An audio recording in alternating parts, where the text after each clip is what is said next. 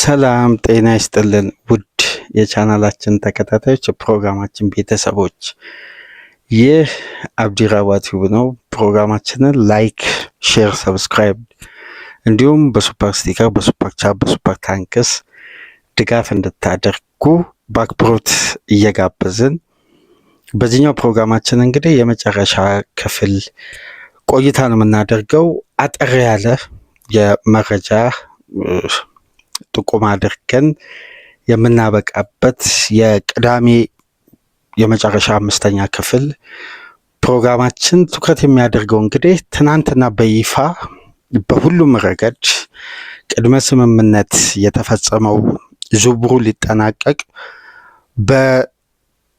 በኦፊሻል የስራ ቀን ወይም ዝውውሩን ይፋ ለማድረግ የስራ ቀናትን እየተጠበቀ የሚገኘው ዛሬና ነገ የሕክምና ምርመራው የሚያጠናቅቀው የማንቸስተር ሲቲ ንብረት ለመሆን ሁሉንም ቅድመ ሁኔታ ከስምምነት ላይ የደረሰው የማርክ ጌሂ የዝውውር ሂደት ነው።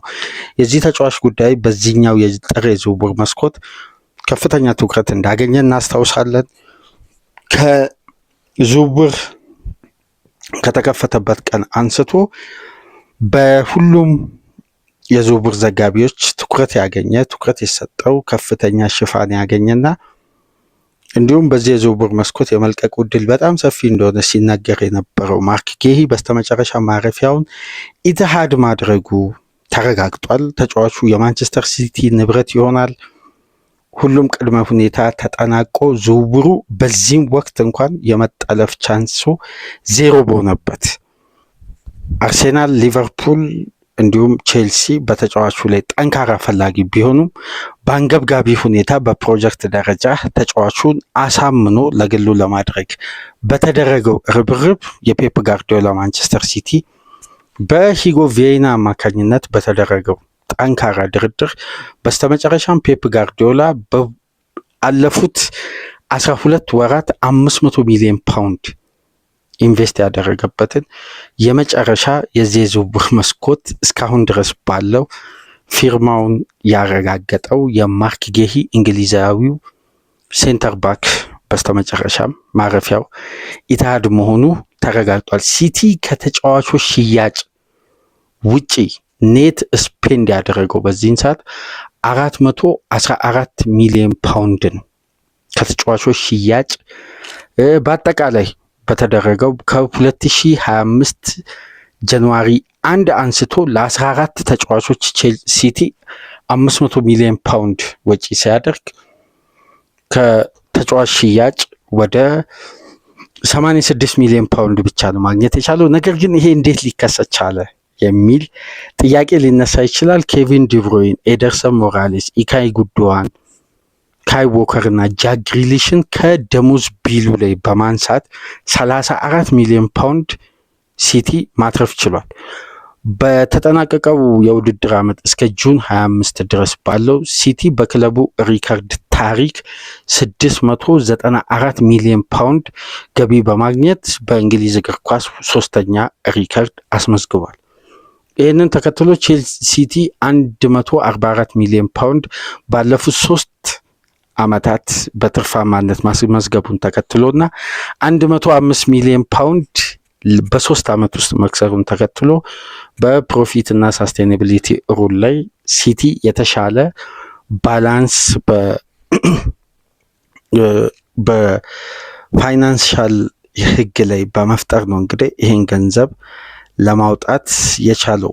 በዚህ መሰረት እንግዲህ በስተመጨረሻ ማርክ ጌሂን የግሉ ማድረግ ችሏል። በቀጣይ 24 ሰዓታት ውስጥ ማርክ ጌሂ የማንቸስተር ሲቲ ንብረት መሆኑ ኦፊሻሊ ኮንፈርም ይደረጋል። አሁን ባለው መረጃ ከሆነ ማርክ ጌሂ ከክሪስታል ፓላስ ስብስብ ውጭ ሆኖ በቀጥታ ወደ ማንቸስተር ከተማ መብረሩን ኦፊሻሊ ተረጋግጧል። የዛሬ የእንግሊዝ ጋዜጦች አጠቃላይ ትኩረት የሆነው የማርክ ጌሂ ጉዳይ ነው። እስቲ ከመጀመሪያ ቴሌግራፍ አንስቶ የማርክ ጌሂና በዚህ ዓመት መጨረሻ እንደሚለቁ በራሳቸው አንደበት የተረጋገጠው ደግሞ ኦሊቨር ግላስነር የዛሬውን ትኩረት አግኝቷል። እስቲ እናንተ ጋዜጦችን እንድትመለከቱ በ7 የእንግሊዝ ዛሬ ለህትመት የወጡ ጋዜጦች ላይ የጌሂና የኦሊቨር ግላስነር ጉዳይ ትልቁን ሽፋን አግኝቷል።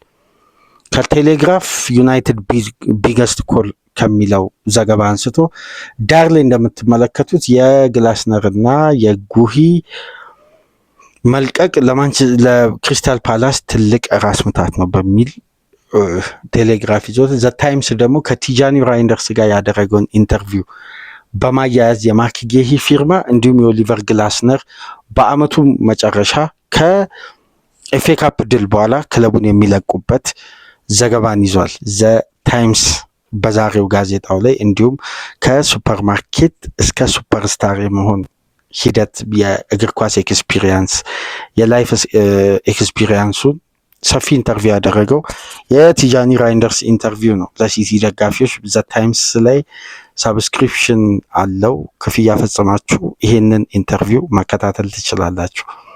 በሌላ በኩል ደግሞ ዴሊ ኤክስፕረስ የያዘውን በፊት ገጹ ላይ በሰፊው የያዘው ፓላስ ኢን ወንደርላንድ የሚለው ነው። በተለይ የኦሊቨር ግላስነር በይፋ ራሳቸው አሰልጣኙ በአመቱ መጨረሻ እለቃለሁ ብለው ተናገሩ። እሳቸው ብቻ ሳይሆን ማርክ ጌሂ አሁን ወደ ማንቸስተር ሲቲ ይዘዋወራል። ከዛም በኋላ ምናልባት በቀጣይ ሳምንት ማቴታ ፓላስን ሊለቅ ይችላል። ይሄ ከባድ ለክሪስታል ፓላስ ከባድ ወቅት ነው። ዴሊ ሚረርን በተመሳሳይ ይሄን ጉዳይ ነው ሴልሃርት ፓርክ በማለት ነው ሸለረስ ፓርክ የሚለውን እንግዲህ በሽያጭ ላይ የቆሰለው ሸለረስ ፓርክ ለማለት ነው እንግዲህ ዴሊ ሚረር ጉዳዮችን ይዘው የወጣው። ዴሊ ስታርም በተመሳሳይ ዌር ኤግልስ ዲሳፒር የሚልም ትልቅ ዘገባ ይዘው ወጥተዋል። በተመሳሳይ የማርክ ጌሂን ጉዳይ ሰፊውን ዘገባ ያገኘበት ነው። በሌላ በኩል ዘጋርዲያንም እንደምትመለከቱት ማርክ ጌሂ አሁን ኦሊቨር ግላስነር ጁን ላይ በይፋ ፓላስን እንደሚለቁ ኦፊሻሊ ኮንፈርም ተደርጓል ማለት ነው። በመጨረሻም እንግዲህ አይ ስፖርት ክራምብል ፓላስ በሚለው የፓላስ አሰልጣኙንና አምበሉን በአንዴ የማጣት ጉዳይ ውስጥ መግባቱን አያይዘው ይዘው የወጡበት የዛሬው ተነባቢ ጋዜጦች አጠቃላይ ትኩረት ነው። ፔፕ ጋርዲዮላ በስተመጨረሻ ማርክ ጌሂ ማግኘቱን ተረጋግጧል። ነገር ግን አንድ ጉዳይ ለማንሳት ያክል ትራንስፌር ማርኬት ይዞ የወጣው አንድ ዘገባ አለ። በዚህ ዘገባ ላይ የተመለከትነው ለማርክ ጌሂ ለ6 ወር ኮንትራት 20 ሚሊዮን ፓውንድ ሲደመር እንደ ብቃቱ ታይቶ የሚጨመር 6 ሚሊዮን ፓውንድ ከሴሎን ክሎዝ ላይ በቀጥታ ማንቸስተር ሲቲ ተጫዋቹን ለወደፊት ሲቲ ከሸጠው ከሽያጩ ላይ የተወሰነ ፐርሰንት ፓላስ የሚያገኝበትን ስምምነት ከተፈጸመ በኋላ ነው። ይህ ተጫዋች ለ6 ወር ኮንትራት 20 ሚሊዮን ፓውንድ ተከፍሎበት እንዲሁም በሳምንት 300,000 ፓውንድ ከፍተኛ የደሞዝ ክፍያ ከተስማማ በኋላ ወደ ሲቲ የሚያደርገውን ዝውውር ዛሬ ለማጠናቀቅ የሕክምና ምርመራውን ለማድረግ ማንቸስተር የተገኘው። ነገር ግን የፔፕ ጋርዲዮላ ማንቸስተር ሲቲ ፔፕ በአሰልጣኝነት ከተቀጠረበት ጊዜ አንስቶ ባለፉት 10 ዓመት ውስጥ 2.03 ቢሊዮን ፓውንድ ወጪ አድርጓል። ከነዚህ መካከል ይላል ትራንስፌር ማርኬት አብዛኛውን 39.6 በመቶ 39.6 በመቶ ወደ 40 በመቶ የገንዘቡን ክፍያ ኢንቨስት ያደረገው ተከላካዮች ላይ ነው ይላል። ማንቸስተር ሲቲ በፕሪሚየር ሊጉ ትራዲሽናል ቶፕ 6 በሚባሉ ክለቦች ውስጥ ከሚገኙ ክለቦች ውስጥ አንደኛው ነው። እነዚህ ክለቦች ለምሳሌ ሊቨርፑል ባለፉት 10 ዓመት ውስጥ ለ10 ተከላካዮች ነው ኢንቨስት ያደረገው። ቼልሲ ለ20፣ አርሴናል ለ19፣ ዩናይትድ እና ስፐርስ 15 እና 17 ተከላካዮችን ሲያስፈርሙ የፔፕ ጋርዲዮላ ማንቸስተር ሲቲ 25 ተከላካዮችን አስፈርሟል። 25ኛው ተከላካይ እንግዲህ በቀጥታ ማርክ ጌሂ ሆኖ ተመዝግቧል ማለት ነው። ሲቲ እስካሁን ድረስ በፕሪሚየር ሊጉ በፔፕ ጋርዲዮላ መሰልጠን ከጀመረበት ጊዜ አንስቶ ከፍተኛ የዝውውር ክፍያ ለተከላካይ ከፈለው ለያሽኮር ግራፍዲዮል ነው 77 ሚሊዮን ፓውንድ። እንዲሁም ይሄ ተጫዋች 81 የፕሪሚየር ሊግ ጨዋታ ሲያደርግ 11 ግብ አስቆጥሯል፣ 25 ክሊን ሺት አስመዝግቧል፣ 4 ዋንጫዎችን በሲቲ ቤት አሳክቷል። በሁለተኛ ደረጃ ከፍተኛ ገንዘብ የወጣበት ተከላካይ ሩቢን ዲያዝ ነው 65 ሚሊዮን ፓውንድ 164 የፕሪሚየር ሊግ ጨዋታ ሲያደርግ 5 ግብ ነው ያስቆጠረው፣ 63 ክሊን ሺቶችን አስመዝግቧል። 10 ዋንጫዎችን በሲቲ ቤት ማግኘት ችሏል። ከ2020 ጀምሮ ከቤኔፊካ ከተዘዋወረበት ጊዜ አንስቶ አስደናቂ ብቃቱን ይሄ ተከላካይ ሲያሳይ ነበር። በቀጣይ እንግዲህ ጆን ስቶንስ ነው 50 ሚሊዮን ፓውንድ የወጣበት 178 የፕሪሚየር ሊግ ጨዋታ ያደረገ እሱ በተሰለፈበት ጨዋታ እንግዲህ ሲቲ 54 ክሊን ሺት አስመዝግቧል። 10 ግቦችን አስቆጥሮ 15 ዋንጫዎችን ከፔፕ ጋር አሳክቷል። ሌላኛው 50 ሚሊዮን ፓውንድ ተጫዋች ካይ ዎከር ነው። 212 የፕሪሚየር ሊግ ጨዋታ ያደረገ 72 ክሊን ሺት የጠበቀ 3 ግቦችን ያስቆጠረ 17 ዋንጫዎችን ከፔፕ ጋርዲዮላ ጋር ማሳካት የቻለው ቀኝ ፉልባክ ማለት ነው። በሌላ በኩል ናታን አኬ ነው 45 ሚሊዮን ፓውንድ የወጣበት። አይመሪክ ላፖርት አለ 57 ሚሊዮን ፓውንድ የተከፈለበት። ከዛም በኋላ ጆዋው ካንሴሎ አለ 60 ሚሊዮን ፓውንድ የተከፈለበት። በቀኝ ፉልባክ ቦታ ማቲያስ ኑኔዝ፣ ዳኒሎ፣ ፔድሮ ፖሮ ከዛም በኋላ እነ ያኒ ኩቶ የሚባሉ ኢሳቅ ካቦር የሚባሉ ተከላካዮችን ፔፕ ማስፈረሙ ይታወሳል። በሴንተር ባክ በኩል ማኑኤል አካንጂ፣ ቪክቶሪዮስ፣ አብዱልከሪም ኩሰኖቭ፣ ፊሊፕስ ሳንደር፣ ጁማ ባሃ ወጣት ተጫዋቾች ማለት ነው፣ እነ ፓብሎ ማሪንን ጨምሮ።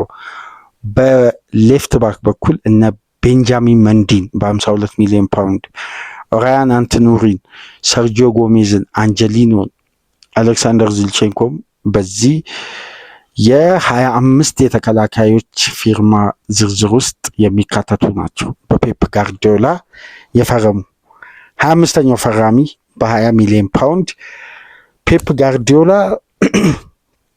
ወደ 800 ሚሊዮን ፓውንድ ያወጣባቸው የተከላካይ ክፍል ግንባታዎች ናቸው። እንግዲህ በስተመጨረሻም የእንግሊዝ ብሔራዊ ቡድን የክሪስታል ፓላስ የቀድሞ ቼልሲ አካዳሚ ውጤት የነበረውን ማርክ ጌሂን በተለይ ከሊቨርፑል ጋር ጠንካራ ፉክክር አድርጎ ፔፕ ጋርዲዮላ በስተመጨረሻም የተመኘውን ሴንተር ባክ በዚህ የዝውውር መስኮት አስፈርሟል።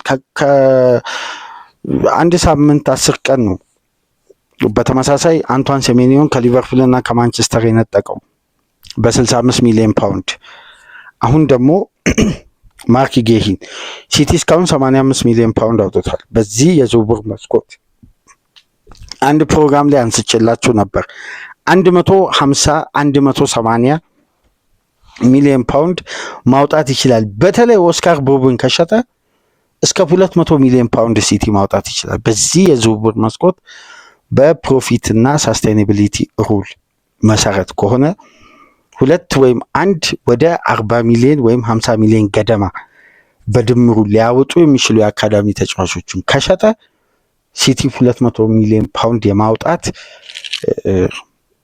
ፍሪ የገንዘብ አወጣጥ ሲስተም ያገኛል የሚል እና ባለፈው ጃንዋሪ 1 አንስቶ ከ2025 እስከዚህኛው የጃንዋሪ ዝውውር መስኮት ድረስ ወደ 500 ሚሊዮን ፓውንድ ገደማ አውጥቶ ከሸጣቸው ከቀነሳቸው ደሞዞች ከሸጣቸው ተጫዋቾች የአካዳሚ ውጤት በርካታ ጉዳዮች ጋር ተደማምሮ ማንቸስተር ሲቲ እንግዲህ በቀጥታ 420 ሚሊዮን ፓውንድ አካባቢ በ3 የዝውውር መስኮት ኔት ስፔንድ አድርጓል።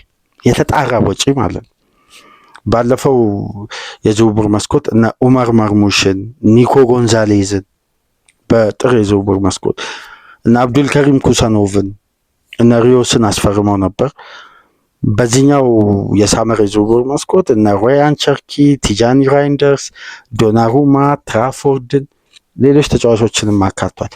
አሁን ደግሞ 2 አዳዲስ የፕሪሚየር ሊግ ኤክስፒሪየንሳቸው በላቀ ደረጃ የሆኑ 2 ተጫዋቾችን አምጥቷል። ይሄ ጉዳይ ለተቀናቃኝ ክለቦች ለተፎካካሪ ክለቦች በጣም ስጋት የሚሆን የቡድን ግም አንድ ተከላካይና አንድ አታኪንግ ሰርድ ተጫዋች በጥር የዝውውር መስኮት መጨመር ማለት እዚህ ስብስብ ላይ ቀላል የሚባል ጥይት አይደለም። ስለዚህ የፔፕ ቡድን ባገኘው አጋጣሚ ራሱን በተሻለ ሁኔታ አጠናክሯል። ስለዚህ ማርክ ጌሂን በስተመጨረሻ ሲቲ የራሱ ማድረግ ችሏል። ዕለተ ቅዳሜን ከማንቸስተር ደርቢ የአርሴናል እና ኖቲንጋም ፎረስት፣ ሊቨርፑል እና በርንሌይ፣ ቼልሲ እና ብሬንፎርድን የማርክ ጌሂን የዝውውር ሂደት የተመለከተው የ3 ክፍል ፕሮግራማችን እንግዲህ በዚህ መልኩ ተጠናቋል። ከእናንተ ጋር በ3 ክፍል ፕሮግራም ቆይታ ያደረግኩት ሚናድ አብዲ ነበርኩ። ፕሮግራማችን ከተመቻችሁ ላይክ አድርጉ። ላይክ ስታደርጉ የዚህም ፕሮግራም ተደራሽነት ከፍ ታደርጋላችሁ። ላይክ እያደረጋችሁ አዲስ ከሆናችሁ ሰብስክራይብ በማድረግ ቤተሰብ እንድትሆኑ፣ ይህንን ፕሮግራም ከሀገር ውጭ የምታደምጡ ደግሞ የሁል ጊዜ ድጋፋችሁን በሱፐር ስቲከር፣ በሱፐር ቻት፣ በሱፐር ታንክስ ለቻናላችን እንድታበረክቱ የአክብሮት ግብዣችን ነው። የእረፍት ቀናችሁን በእንዲህ መልኩ ከኛ ጋር እንድታሳልፉ ስለፈቀዳችሁ ከልብ እያመሰገንን የዕለተ ቅዳሜ ፕሮግራማችን በእንዲህ መልኩ አበቃ። ሰላም ቆዩ።